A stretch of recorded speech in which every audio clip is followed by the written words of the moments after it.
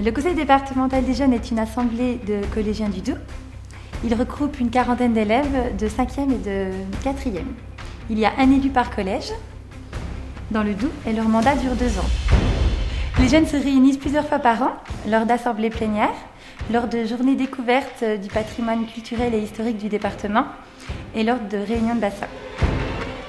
Donc, le conseil départemental des jeunes, dit le CDJ, permet aux jeunes élus de s'exprimer, de faire valoir leurs idées, de développer des valeurs citoyennes, d'échanger avec d'autres élus et de réaliser des projets qu'ils pourront ensuite partager avec d'autres.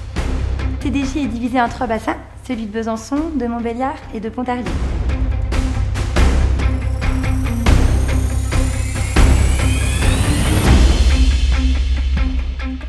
Mon rôle, tout simplement, c'est d'accompagner les jeunes du conseil départemental à concevoir et réaliser un podcast sur le harcèlement.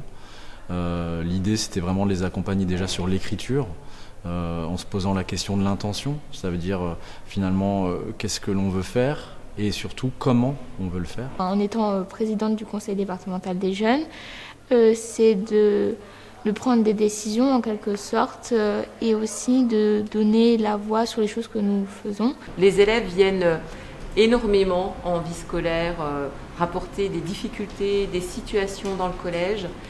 Donc des débuts de situations de harcèlement, je dirais 2-3 par semaine, et des situations déjà bien avancées et graves au niveau du harcèlement, 2 à 3 dans l'année. Et c'est vraiment des séances de travail qui sont à la fois sérieuses et conviviales. Eux, ils se retrouvent aussi, c'est un moment où ils se retrouvent. Donc je pense qu'aussi c'est important pour eux de se revoir et de partager autour d'un projet comme celui-là. Donc moi, à chaque fois que je les vois, je les trouve investis, je les trouve contents, je pense, de découvrir l'univers du podcast, l'univers du son. Il peut y avoir une situation directement de cyberharcèlement et il ne s'est rien passé dans des relations comme ça, individuelles au collège, parce qu'une situation de cyberharcèlement, elle peut démarrer par une photo, par un commentaire, par une moquerie sur les réseaux, et après c'est repris, commenté, développé, et puis ça va continuer le lendemain dans l'établissement scolaire. Cette année, j'ai géré majoritairement des situations pour des élèves de 6e.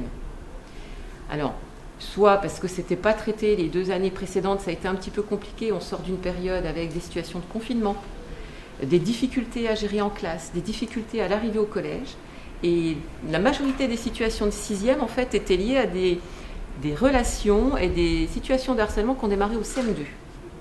Et comme on a fait nos opérations de prévention harcèlement très tôt au début de l'année, on les a fait au mois d'octobre, c'est-à-dire qu'on passe dans toutes les classes de 6e, on fait 1 heure, en collaboration avec l'infirmière ou l'assistante sociale, et on explique c'est quoi le harcèlement, donc on le définit. On a eu l'idée l'année dernière, donc en 2021, en début 2021, et on a commencé à mettre en place les choses en fin 2021. Nous sommes allés à la radio à Besançon pour faire des enregistrements pour créer donc un podcast qui parlerait du cyberharcèlement et le numérique. Comme ça, on pouvait avoir 2 formes, donc le podcast, et aussi on va faire en parallèle, dans le courant de l'année 2022, une journée sur le numérique où le matin on sensibiliserait les élèves des collèges sur le numérique et l'après-midi on ferait des jeux, des activités et tout ça.